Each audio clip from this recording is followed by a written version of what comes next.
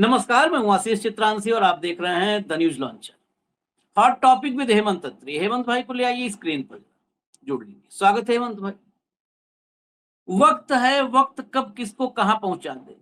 17 साल पहले 2009 में विजय को बुलवाया दिल्ली राहुल गांधी ने। एक मैसेज गया और उस समय जो एनएसयूआई के सचिव थे तमिलनाडु से, इस बार विधायक का चुनाव हार गए हैं, टीवीके के ही प्रत्याशी से हारे हैं चुनाव भी। तो उन्होंने आमंत्रण पहुंचाया और विजय उस समय वो स्टारडम की दहलीज पर थे, दिल्ली आए। उत्सुकता इतनी थी कि विजय ने खुद कहा कि राहुल गांधी ने मेरे जैसे आदमी को बुलाया, ये मेरे लिए बड़ी बात है। मैं कुछ भी नहीं हूं, वो बहुत बड़े हैं, लेकिन उन्होंने मुझे बुलाया। उस वक्त एनएसयूआई के प्रभारी, यूथ कांग्रेस के प्रभारी हुआ करते थे और संगठन में नए नए प्रयोग कर रहे थे।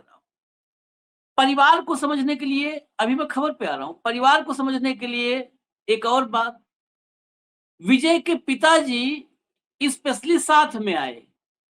विजय के पिता, कांग्रेस के प्रति उनका बहुत खुला झुकाव रहा। वो विजय को जब राहुल ने बुलाया तो वो साथ आए कि इसी बहाने राहुल से उनकी मुलाकात हो जाएगी। और उस दौर में खूब चर्चाएं हुई कि राजनीति में आएंगे विजय। मैं आपको बेसिकली और एक बात बता दूं, कहानी लंबी है। आए, मिले, बहुत बातें हुई, बड़ी लंबी मीटिंग हुई, गए, अटकलें हुई, बाद में विजय ने खारिज कर दिया।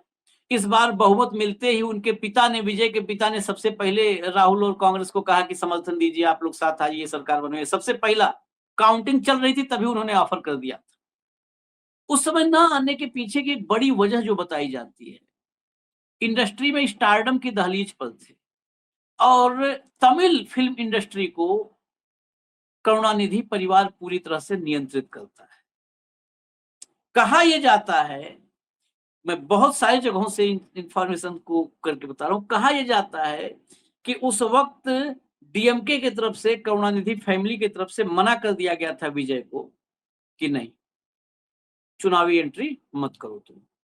और तमिल इंडस्ट्री में आप उस मुकाम पे हो कि आप उसको छोड़ भी नहीं सकते हो, कि ना वही, ना कि ना इधर के रहे ना उधर के रहे। और उसी वजह से विजय ने प्लान ड्रॉप कर दिया था। आज विजय ने उसी डीएमके को गद्दी से हटा करके, सत्ता से हटा करके, और शपथ ग्रहण किया। लेकिन खबर इसके आगे है। शपथ ग्रहण करने के बाद जो पहला भाषण दिया, जोरदार भाषण था। राजनीति करने का तरीका, ये सब स्टाइल तो हमने देख लिया विजय का। 5 दिन में कैसे वो 11 एक्स्ट्रा जुटाए, ये भी हमने देख लिया। लेकिन अभी व्यक्तिगत रूप से तमिल भाषा को हम लोग बहुत समझ नहीं पाते हैं, तो इसलिए अभी ओरेटर के रूप में परीक्षा उनकी थी, मेरे लिए तो निजी तौर पर थी। उनके तमिल के भाषण का जो हिंदी में कुछ अंश मैंने देखा तो लगा कि ये आदमी जोरदार है। और जोरदार क्यों है? पहले ही भाषण में मोदी के चेले की क्लास लगा दी। वो मोदी का चेला जो तीसरे नंबर की पार्टी होकर के मुख्यमंत्री बनने की प्लानिंग कर रहा था दिल्ली के स्क्रिप्ट पर, पहले भाषण में उसकी क्लास लगाई है, जम की क्लास लगाई है। और पहले ही भाषण में वो 2009 से जो दोस्ती शुरू हुई थी, उस दोस्ती पर मुहर लगाई सार्वजनिक रूप से, जब राहुल गांधी को अपना भाई बोलते हुए सेल्फी, खुद ही एक छोटे भाई के रूप में अपने आप को रखते हुए सेल्फी खींचना और वो सम्मान देना, हाथ पकड़ के ऊपर करना, हर तरीके से सम्मान देना, ये सब विजय ने किया। और इस सबके साथ सिर्फ इवेंटबाजी नहीं की। इवेंटबाजी तो हमारे यहाँ इवेंट का राजा ही एक है। इवेंटबाजी करने के साथ साथ, इवेंटबाजी ये भी राजनीति में इवेंट होगा ही होगा, इवेंटबाजी हुई, लेकिन इवेंटबाजी के साथ अपने वादों को अमली जामा पहनाने की शुरुआत कर दी। ये बड़ी बात है, इसकी शुरुआत कर दी। और इसके साथ ही उसी पहले भाषण में भारतीय जनता पार्टी को अलर्ट भी कर दिया कि नो खुराफात। बंगाल, केरल में तो चल गया, यहां पर नो खुराफात। इसलिए कह रहा हूं ये बात क्योंकि भाषण में जो होता ना आपका पहला भाषण, ये तो कोई ऐसा है नहीं कि चौथी बार शपथ लिए हैं। पहले भाषण में आप किन शब्दों को रेखांकित कर रहे हैं, हाईलाइट क्या कर रहे हैं, किस पर आप जोर दे रहे हैं, उस पर जोर देकर उन्होंने क्या कहा, सामाजिक न्याय और पंथ निरपेक्षता। सामाजिक न्याय पेरियार, अब पंथ निरपेक्षता भाजपाई अंधभक्तों नफरतों गाल के पे तमाचा। मतलब मैं पेरियार के साथ चलूंगा और इन भाजपाइयों को इन्हें कहीं भी घुसने नहीं दूंगा, बिल्कुल साफ साफ। अब मैं आपको दिखा करके फिर चलता हूं हेमंत भाई के पास। हेमंत भाई के पास तुरंत चलेंगे। लाइए भैया, हेडलाइन दिखाइए, लाइए। तमिलनाडु के युवाओं के मामा बने सीएम थलपति विजय। शपथ लेने के बाद बोले, आप ही मेरी जान हो। तमिलनाडु के नए मुख्यमंत्री थलपति विजय ने अपने पहले संबोधन में पारदर्शिता का वादा करते हुए श्वेत पत्र जारी करने की बात कही। उन्होंने खुद को युवाओं का मामा बताया और महिलाओं की सुरक्षा के साथ साथ बुनियादी सुविधाओं को प्राथमिकता देने का भरोसा दिया। अब चलिए भीतर, यहीं पर सब खबर है। हम इसलिए अब सुनवा नहीं रहे भाषण, क्योंकि हिंदी में फिर उसको हम पढ़ के बताएं और आपको सुनाएं तो एक ही बार में सुनिए, समय बचेगा। मुख्यमंत्री विजय ने जोर देकर कहा कि उनकी सरकार में कोई भी काम पर्दे के पीछे नहीं होगा। उन्होंने पूर्व मुख्यमंत्री ई पलानीस्वामी, ये ई पलानीस्वामी है जिनका प्लान था कुछ और, ई पलानीस्वामी को, इन्हीं को मैं मोदी चेला कहता हूं, ये सब मोदी शाह के चेले ही हैं। इन पर तंज कसते हुए कहा कि अगर मुझे किसी से मिलना है तो मैं अपना चेहरा छिपा कर या कवर करके नहीं मिलूंगा, मैं सीधे और पारदर्शी तरीके से मिलूंगा। इसके मायने तमिलनाडु की राजनीति देखने वाले लोग बहुत बेहतर समझ सकते हैं। और यही पलानीसामी है, ये इंतजार करके 6 दिन से, अगर जितनी दिक्कत हुई है इसी वजह से दिक्कत हुई है कि पलानीसामी को ले लें विजय अपने साथ और सरकार बना ले, सिर्फ इसीलिए ड्रामा हुआ था। विजय ने आगे बताया कि उनकी सरकार का फोकस बुनियादी सुविधाओं पर होगा। उन्होंने कहा, मैं जनता का 1 रुपया भी नहीं लूंगा और न ही किसी को उसे छूने दूंगा। उन्होंने बताया कि उनकी सरकार में शिक्षा, राशन और स्वास्थ्य सेवाएं उनकी प्राथमिकता होंगी। आगे चलिए। महिलाओं की सुरक्षा मजबूत करने और नशीली दवाओं के कारोबार को खत्म करने का दावा किया उन्होंने। अपने फैंस और पार्टी कार्यकर्ताओं को संबोधित करते हुए विजय भावुक नजर आए। उन्होंने कहा, अपने कैडर के बिना मैं कुछ भी नहीं हूं। मेरे वर्चुअल वॉरियर्स और सभी कार्यकर्ताओं को बहुत बहुत धन्यवाद। विजय ने युवाओं को संबोधित करते हुए कहा कि मेरे छोटे ननबा और ननबियों, मतलब दोस्तों, विजय मामा तुम्हारे लिए सब कुछ अच्छा करेंगे, आप ही मेरी जान हो। आगे चलिए। विजय ने कांग्रेस नेता राहुल गांधी को अपना भाई कहकर संबोधित किया, जो मंच पर उनके साथ मौजूद थे। विजय ने आखिर में कहा कि भले ही किसी ने मेरा अपमान किया हो या मेरी आलोचना की हो, वो भी मेरे ही लोग हैं, मैं सभी के विकास के लिए काम करूंगा। अब राहुल के साथ वाला जरा दिखा दीजिए, फोटोग्राफ तो साइड में चला दीजिएगा, वो विजुअल दिखा दीजिए, सेल्फी वाला है। और फिर पहले सवाल पर चलेंगे, पंथ निरपेक्षता, सामाजिक न्याय, भाजपा को अलर्ट, वो दूसरे पर आएंगे, उस पर चला दीजिए।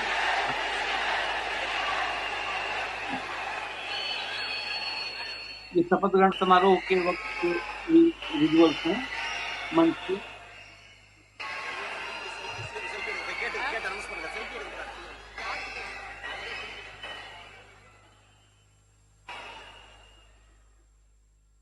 और इवेंट के लेवल पर भी आज खेल कर दिया with the Honorable Chief Minister of Tamil Nadu.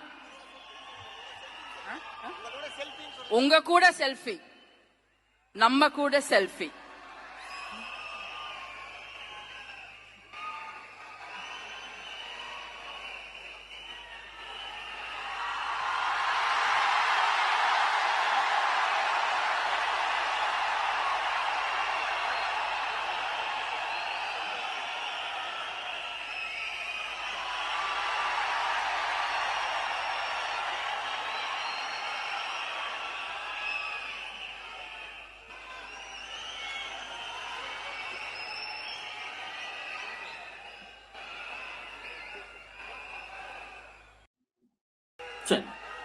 हो गया, साइड में चला दीजिएगा। बाकी बहुत सारे फोटोग्राफ हैं। लेकिन राहुल गांधी के साथ तो उनका हमने बता ही दिया शुरुआत में हल्का सा, बाकी कहानी तो बीच में हो सकता है आ जाए चर्चा में। 17 साल पुराना रिश्ता है, उसमें कोई नई बात नहीं है कि बहुत एकाएक रिश्ता हुआ है। हेमंत भाई, इसमें 2-3 बातें हैं कि राहुल के साथ उनका कोऑर्डिनेशन, इसमें जो है ये कोऑर्डिनेशन कहां तक जा सकता है, खासकर इंडिया अलायंस को देखते हुए? क्या कोई ऐसा रास्ता निकल सकता है जिस रास्ते पर लेफ्ट पार्टीज, आईयूएमएल, सीवीके, ये सब जिस रास्ते पर हैं? क्योंकि स्टालिन ने कहा भी है कि ये हमारे साथी कांग्रेस को छोड़ करके बाकी साथी सब अच्छे हैं। इन्होंने हम मुझे धन्यवाद भी दिया आकर के दफ्तर में, और ये गए भी हैं सरकार बनाने के लिए वहां पर, क्योंकि जरूरी था, हम दोबारा चुनाव नहीं जा सकते। और उन्होंने ये भी कहा है कि हमारे साथ वो गठबंधन में रहते हुए तमिलनाडु के हितों की लड़ाई लड़ते रहेंगे, जहां भी देश में लड़ना है। तो डीएमके के साथ अपनी प्रतिबद्धता रखते हुए गजब का एक समीकरण है। वामपंथी धड़े सबके सब आ गए, सरकार भी बन गई। केवल गड़बड़ एक ही जगह पर है, ये दोस्ती या वो दोस्ती, या दोनों दोस्ती कैसे चलेगी? क्योंकि विजय ने एक बात साफ कर दी है, यहीं पर अब खाली संतुलन बनाना है, ब्रिज बनाना है। विजय ने फिर शपथ के बाद साफ कर दिया, जो पलानीसामी को रगड़ा है ना, क्लास लगाई है, उससे साबित कर दिया है विजय ने कि विजय कम से कम अभी तो, इस दौर की राजनीति में भरोसा नहीं कर सकते, लेकिन अभी तो कहीं उनके दिमाग के किसी कोने में रत्ती भर भी नहीं है कि वो मोदी के और मोदी की सांप्रदायिक राजनीति के साथ कहीं आसपास भी परछाई भी पड़ने देंगे। ऐसे हालात में क्या हो सकता है रूपरेखा, मैं बड़ा ओपन मतलब नेशनल लेवल पे समझना चाहता हूँ, क्या हो सकता है? आशीष भाई नमस्कार, आपको, सारे दर्शक साथियों को भी। देखिए, सबसे पहले तो एक चीज बड़ा क्लियर कर दूं मैं दर्शकों के सामने कि ये जो पूरी टीवीके की सरकार बनी है आज, इसमें बहुत एक्टिव पार्टिसिपेशन, जितना विजय का रहा समर्थन जुटाने में, उतना ही जोर कहीं ना कहीं राहुल गांधी का भी लगा है, उतना ही जोर खाड़गे साहब का भी कहीं ना कहीं लगा है। और आप लगातार देख रहे थे पहले दिन क्या हुआ, जैसे रिजल्ट आया राहुल गांधी ने चर्चा वर्चा की शाम को, और अगले दिन तमिलनाडु कांग्रेस कमेटी की तरफ से घोषणा कराई। तो राहुल ने व्यक्तिगत तौर पर आशीष भाई वामपंथी और आईयूएमएल से संपर्क किया खुद सरकार बनवाने के लिए। जब इन्होंने सारी बांजी मारनी शुरू की, जिस तरीके से एआईडीएम का खेला करने की कोशिश की गई, पूरे के पूरे दिल्ली के द्वारा आर्म ट्विस्टिंग की गई अलग अलग तरीके से, 15 साल पुराना केस एक्टिवेट कराने की कोशिश की गई तमिलनाडु हाई कोर्ट में, तो उसके बाद राहुल गांधी इमीडिएट एक्शन में आ गए थे और उन्होंने वामपंथी और आईयूएमएल से डायरेक्ट उनसे बात कराने के लिए, समर्थन करने के लिए राजी किया। और बेसिकली जो खड़गे साहब ने व्यक्तिगत तौर पर वीसीके के विधायकों को टीवीके को बिना शर्त समर्थन देने के लिए राजी किया। तो बेसिकली क्या है कि टीवीके को अगर पहला जो समर्थन मिला तो किसका मिला? कांग्रेस का मिला, और अपने इतने पुराने अलायंस को तोड़ करके मिला। तो ये कमिटमेंट खाता है कि डेमोक्रेटिक प्रोसेस जो है वेस्ट नहीं होना चाहिए, और लोगों की जो पॉपुलर सेंटिमेंट है उसके हिसाब से सरकार बननी चाहिए। पहला पक्ष हुआ। आपने कहा डीएमके, बहुत महत्वपूर्ण सवाल यही है आशीष भाई, और इसी पे लगातार माथापच्ची चल रही है। अपने जो इंडिया अलायंस है उसमें कितने ही ऐसे दल हैं जो स्टेट्स के लेवल पे कांग्रेस के साथ हमेशा आमने सामने की लड़ाई लड़ते हैं, चाहे वो वामपंथी हो, चाहे तृणमूल हो, चाहे और बाकी पार्टियां हो। ये बहुत ही सामान्य सी चीज है कि जब इंडिया अलायंस का मतलब है national level, not at the state level.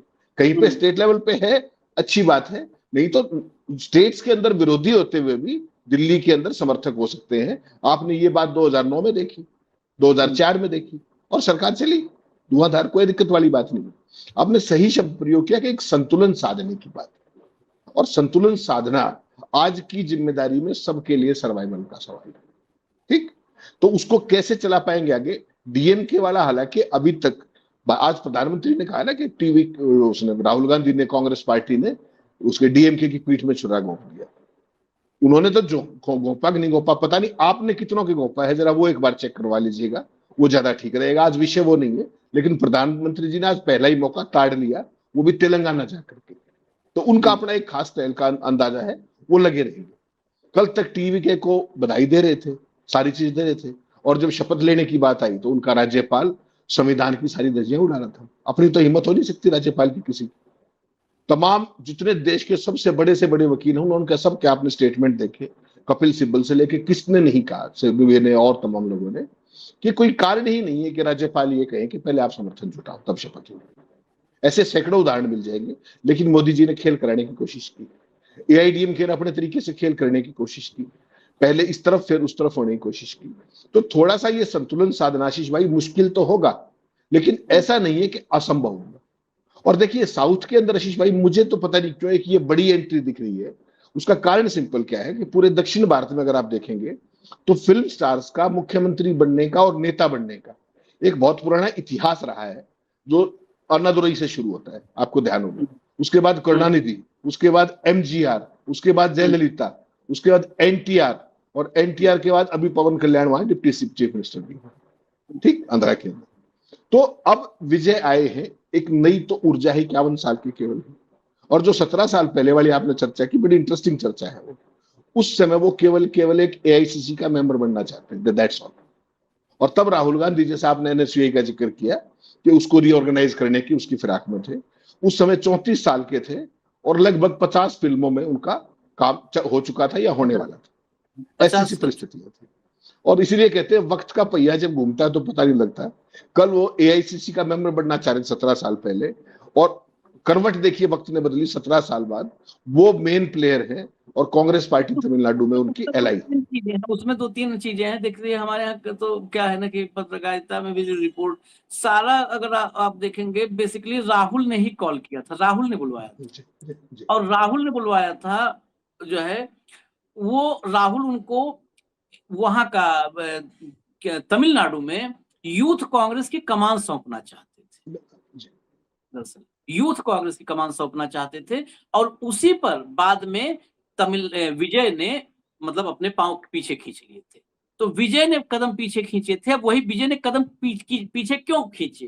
विजय मिलना भी चाहते थे, विजय के पिताजी इतने उत्साहित थे कि साथ साथ चले आए थे, क्यों खींचे थे? वही मैंने फिर जो तमिल फिल्म वाला था ना, कैरियर का भी सवाल था भाई, 31-34 साल की उम्र है, बडिंग कैरियर है, पॉलिटिक्स में आप क्या निकालोगे आके, और वहां उनसे पंगा कौन ले भाई?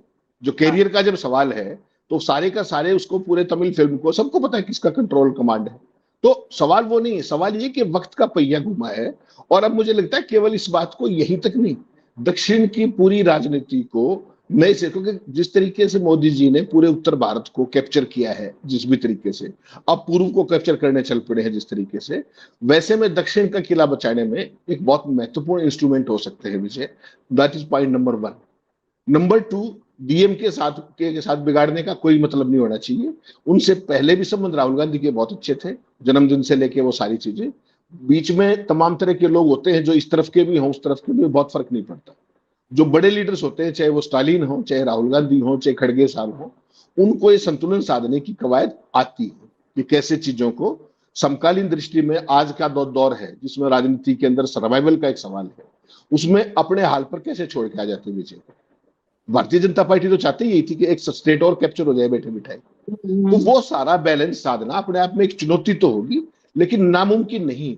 और विजय के साथ कांग्रेस के संबंध जुड़ना, तो ये मान के चलिएगा कि मोदी ने अपने इरादे पहले दिखा दिए हैं, शपथ लेने से पहले दिखा दिए, वो राज्यपाल के जरिए दिखाए, वो हाईकोर्ट के अंदर 15 साल पुराना केस एक्टिवेट करने की जो कोशिश की गई, वो डीएमके ने, एआईडीएमके ने जो खेल करने की कोशिश की, तो मान करके चलिएगा कि इनको पहले दिन से ही चुनौतियां मिलेंगी। केंद्र सरकार से जो सहयोग मिलना चाहिए था वो नहीं मिलेगा। मोदी जी केवल जमानी जमा खर्च करते रहेंगे, जो असलियत है वो सामने सबके आ जाएगी बहुत जल्दी। और चूंकि तमिलनाडु में इस बार भी भारतीय जनता पार्टी को बहुत कुछ नहीं मिला, इसलिए उनकी महत्वाकांक्षाएं भी होले मारेंगी धीरे धीरे। जिस तरीके से महिला आरक्षण की आड़ में जो डिलिमिटेशन करने की फिराक में थे और सारे में थे, तो अब यहाँ कहीं ना कहीं इनको दिक्कत तमिलनाडु में जो एक्सपेंशन का उनका इरादा रहता है उसमें आएगी। लेकिन मुझे लगता है कि सेक्युलर फोर्सेस के लिए ये बड़ा अवसर है कि तमिलनाडु की राजनीति को भी रीऑर्गेनाइज करने का और पूरे साउथ में अपने किले को मजबूत करने का। ये आपस की सारी छुटपुट इश्यूज को छोड़ करके बड़े कैनवास पर देखना चाहिए कि देश को कैसे बचाया जाए इन फिरकापरस्त ताकतों से, सांप्रदायिकता से। वो ज्यादा महत्वपूर्ण चीज है। एक सवाल और, जो भाषण का एक हिस्सा और भी है महत्वपूर्ण, ये जो मैंने शुरू में हमने कहा भी कि बीजेपी को अलर्ट, वही हिस्सा है। जल्दी आइए स्क्रीन पर दिखाइए। मेरे अलावा कोई पावर सेंटर नहीं, मुख्यमंत्री बनते ही गर्जे विजय थलापति, राहुल गांधी ने की तारीफ। एक तो ये जो मेरे अलावा कोई पावर सेंटर नहीं, ये कभी भी सत्ता की कमान संभालते समय अगर कोई क्लियर कर दे, ये क्लियरिटी आज की तारीख में बहुत जरूरी है। नहीं तो तुरंत दुकानें खुल जाती हैं, शटर ओपन हो जाते हैं और बाद में सरकारों का सत्यानाश हो जाता है। और ये दुकान खुलवाने वाले यही होते हैं पीछे, जिनके लिए मैं संदेश कर रहा हूं अलर्ट, यही दुकान खुलवा देंगे, ये तुरंत ये दुकान भी जो है इनकी होगी, शटर भी इनका होगा, ताला भी इनका होगा, खोल के उठवा देंगे और कहेंगे देखो यहां से चल रहा है। तो ये सतर्कता बहुत जरूरी थी। अब जरा भीतर चलिए, खबर के भीतर आई। इस हिस्से को भी लोगों ने विरोध किया है, लेकिन मुझे लगता है ये ज्यादा महत्वपूर्ण मेरे लिए है। विजय थलापति ने कहा कि इस सरकार में उनके अलावा कोई दूसरा पावर सेंटर नहीं होगा, वह खुद ही केवल पावर सेंटर होंगे। उन्होंने कहा कि यह पंथ निरपेक्ष, वास्तविक और सामाजिक न्याय के युग का शुभारंभ है। ये पंथ निरपेक्ष, वास्तविक और सामाजिक न्याय के युग का शुभारंभ, ये अगर जहां भी ये लाइन लिखी है, अगर किसी दुकान पर ये लाइन लिखी है, तो मतलब समझ लीजिए कि उस दुकान में भाजपाइयों के लिए सौदा नहीं है, वहां सामान नहीं है उनके लिए, भाजपाइयों के लिए दुकान बंद है। इसीलिए मैंने कहा था, जहां पर भी ये लिख दिया, जिसने भी ये अपने सिद्धांत में इसको हाईलाइट कर दिया, वो खत्म, फिर वहां पर नो एंट्री है बीजेपी के लिए। उन्होंने कहा मैं कभी गलती नहीं करने वाला हूं, ये भी कह दिया कि मतलब अभी अगर है तो आगे भी यही रहेगा, ये नहीं कि गलती कल को करूंगा। न जनता के पैसों को व्यर्थ बहाने वाला हूं, भ्रष्टाचार के खिलाफ कड़ाई से शिकंजा कसेंगे। आगे चलिए। विजय के शपथ ग्रहण समारोह में राहुल गांधी शामिल थे। सी जोसेफ विजय के तमिलनाडु के मुख्यमंत्री के रूप में शपथ करने पर उन्हें बधाई दी और कहा कि राज्य ने एक नई पीढ़ी, नई आवाज तथा एक नई कल्पना को चुना है। राहुल ने कहा उनकी तारीफ। विपक्ष के नेता ने एक्स पर कहा कि तमिलनाडु ने चुनाव कर लिया है, एक नई पीढ़ी, एक नई आवाज, एक नई कल्पना। थिरु विजय को मेरी शुभकामनाएं, आशा है कि वह तमिलनाडु की जनता की आशाओं को पूरा करेंगे। हटा दी। राहुल की तारीफ तो आप समझिए कि चर्चा में जवाब में खाली 2 लाइन की बात है। विजय ने जो शटर गिराया है भाजपाइयों के लिए, महत्वपूर्ण मुझे लगता है ये है, ये 2 तरफा है। एक भाजपा को सीधा संदेश है और दूसरा फिर मैं कहूं भाजपा के चेलों को, जिनके कंधे पे बैठ के बारात निकालना चाहती थी भाजपा, उनको भी अलर्ट है कि तुम उस रास्ते पर चल करके राज्य में तुमको हम नहीं कुछ करने देंगे अगर उनके साथ चलोगे, उनको कंधे पे बैठा करके। हेमंत भाई, ये महत्वपूर्ण मुझे नहीं आशीष भाई, देखिए एआईडीएमके को अगर जयललिता जी की डेथ को 9.5 साल के आसपास हो गए, उनकी रिमेनिंग टर्म को चलाना एक बात था क्योंकि बहुमत इस तरीके का था, एक पूरा सेंटीमेंट था। उसके बाद एआईडीएमके को virtually for all practical purposes एक खास अंदाज में दिल्ली ही संचालित कर रही है रिमोट के जरिए, तो वो मैसेज देना बहुत ज्यादा जरूरी है। दूसरी बात ये कि इस बार जो समीकरण बने उसमें एआईडीएमके को जो सपोर्ट मिली है वो बीजेपी ने पर्दे के पीछे से जो भी खेल किए बंटवारे के और के एसआईआर के, उसमें बहुत सारी चीजें हैं। वो आप हम लगातार वेस्ट बंगाल की जिक्र करते रहते हैं एसआईआर का, यहां भी तमाम तरह के समीकरण बनाने की, बिगाड़ने की कोशिश की गई, ऐसा नहीं है। उस पर भी कभी बात करेंगे जब वो सारा विवरण आ जाएगा। तो अब सवाल ये है कि क्या एआईडीएमके लंबे समय तक, अगर जिस तरीके से बीजेपी के साथ उसका नाम जुड़ रहा है और जिस तरीके से कोई बहुत बड़ी लीडरशिप उसके साथ नहीं है एज सच जयललिता जी के जाने के बाद, तो वो पॉलिटिक्स में लंबे समय तक कितना सर्वाइव कर पाएंगे, रेलेवेंस, वो है एक बात इंपॉर्टेंट। और बीजेपी के लिए वो काम के रहेंगे भी नहीं, क्योंकि तमिलनाडु की कोई भी पार्टी खुलकर भाजपा के साथ नाम जुड़वाना अफोर्ड नहीं कर सकती, खासतौर पर द्रविडियन पार्टी। वहां का द्रविडियंस का जो अपना एक वो है सियासत वहां पर, और भारतीय जनता पार्टी की जो मनुस्मृति वाला सारा खेल है, वो आपस में जेल कर ही नहीं सकते। जिसके साथ उनका नाम जुड़ा वो निपट ही जाएगा कभी, अगर ओपन में सारी चीजें आ गई तो बेसिकली क्या है कि एआईडीएमके जो है उसके पास रेलेवेंट बने रहने की बहुत बड़ी चुनौती होगी अगले, जब तक ये सरकार चलती है टीवीके की। और मोदी और उनके चेले जितने भी हैं वो इसको, सरकार को डिस्टेबलाइज करने के लिए हर संभव कोशिश करेंगे। इसमें कोई कंफ्यूजन हमें किसी को नहीं होना चाहिए, तमिलनाडु को भी नहीं होना चाहिए। इसीलिए जो विजय ने आज पहले दिन कहा वो एक इवेंट से ज्यादा एक बहुत ही स्ट्रेट फॉरवर्ड, जिसको कहते हैं ना स्ट्रेट टॉक, वो स्ट्रेट टॉक की। उन्होंने क्या कहा कि जो प्रदेश की जो फाइनेंशियल सिचुएशन है उस पर हम व्हाइट पेपर जारी करेंगे ताकि ट्रांसपेरेंसी बनी रहे और वहां से आगे बढ़ा जाए। खुद के लिए बता दिया कि मैं एक पैसा नहीं लूंगा, सैलरी वैलरी का उन्होंने जिक्र कर दिया। काम दिखाने के लिए कुछ समय की मांग की कि भाई थोड़ा बहुत समय, जैसे डीएमके ने कहा भी कि हम 6 महीने तक कुछ नहीं कहेंगे, सरकार ये बननी चाहिए। ड्रग्स के खिलाफ सख्त एक्शन की बात उन्होंने पहले दिन फाइल पर ऑर्डर कर दिया। 200 यूनिट्स बिजली फ्री देने की बात उन्होंने कर दी।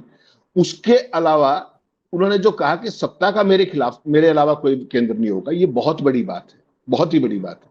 जैसे आपने कहा ना कि दुकानें, सीएम बाद में बनता है, दुकानें पहले खुल जाती है, तो ये क्लैरिटी होना, क्योंकि देखिए यंगस्टर है, पॉलिटिकल बैकग्राउंड उस तरीके से नहीं है, फिल्मों से आए हैं, तो निश्चित तौर पे उनकी जो इमोशंस है, जो नोशंस है, जो करना चाहते हैं स्टेट के लिए, वो बेहतरी करना चाहिए, आगे ही बढ़ना चाहिए।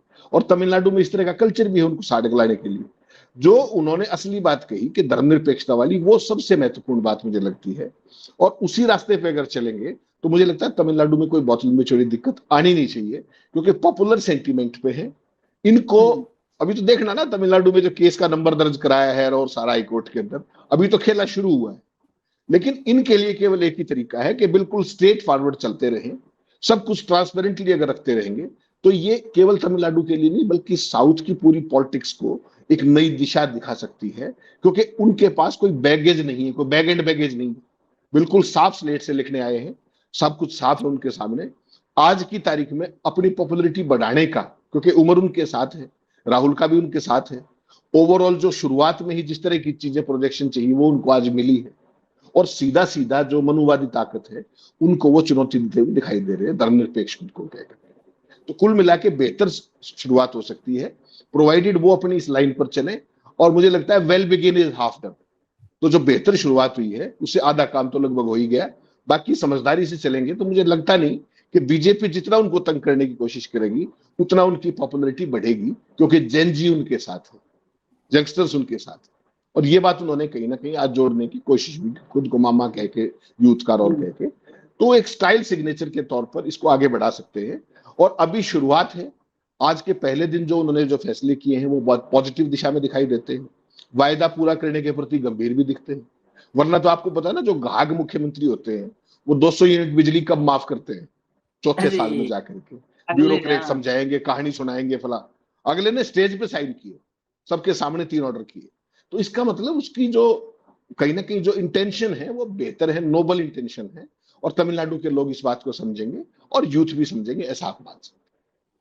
बिल्कुल, चलिए इजाजत दीजिए हमें, क्योंकि देखिए भाजपाई मुख्यमंत्री, खासकर डबल इंजन वाले, वो डबल इंजन वाले वो फिर जब एक चुनाव जीतने के बाद जब अगला चुनाव आता है ना, तब वो वादा पूरा करते हैं। वो भी कब? जब तक चुनाव के नतीजे ना आ जाए तब तक।